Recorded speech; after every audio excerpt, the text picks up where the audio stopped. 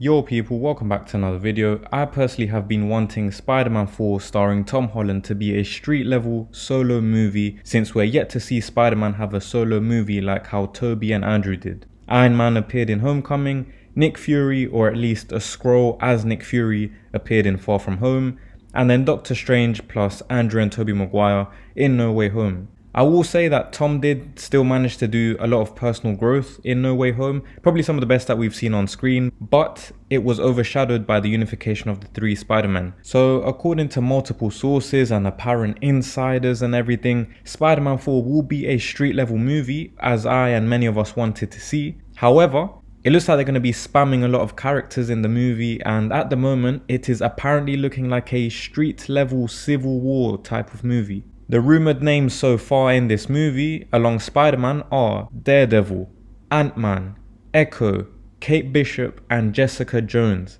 Apparently, as part of this Marvel and Sony deal with Spider-Man, one MCU character must appear, which is what I assume Ant-Man is for, with Daredevil and Ant-Man being the ones heavily rumoured in this movie. This apparent deal would also make sense as to why we've seen Nick Fury, Iron Man, Doctor Strange, etc. I'm going to try and break down the relevance of these characters because there's just too many names which I'm not a fan of, but unfortunately based off of how the MCU is playing out right now, it would be a bit of a plot hole or a bit of an inconsistency if some of these characters didn't actually show up. So they're using Spider-Man to catapult everyone else onto the mainstream audience. So we'll start out with Daredevil. He obviously appeared in Spider-Man No Way Home as a teaser for future events, so this makes sense. I have no problems with it. As much as I want it to be a solo film, this one I have the least problems with. And tons of people have wanted to see this Spider-Man Daredevil partnership. It's not like that She-Hulk rubbish that we saw in her show. Next is Jessica Jones, who has a Netflix series. I personally haven't watched it, but I know that she ties into Daredevil's universe. And they even have a show that they appear together in, which is called The Defenders. I'd personally save this team up for the MCU Daredevil series, but as I mentioned earlier, they're going to use this Spider-Man film, which is the most mainstream, the most profitable thing that the MCU has, to catapult lesser known heroes and as many people as possible. Echo is next, and with all due respect, I don't think anyone actually asked for her character.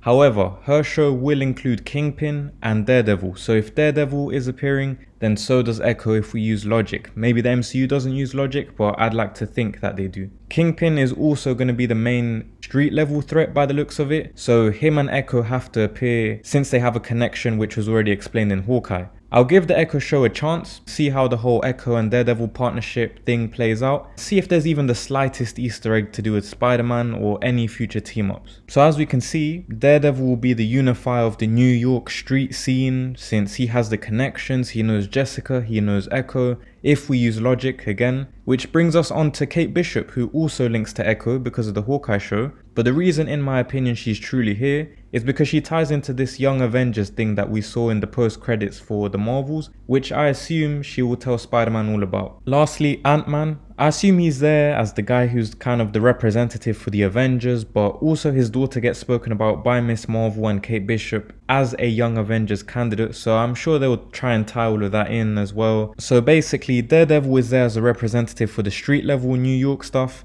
Kate Bishop is there as a representative for the Young Avengers, and Ant-Man is representing the Avengers. Overall, it seems pretty cool that all three of these groups tie into Spider-Man, which surely puts him high up on the hierarchy for the MCU, if not already the head of the table.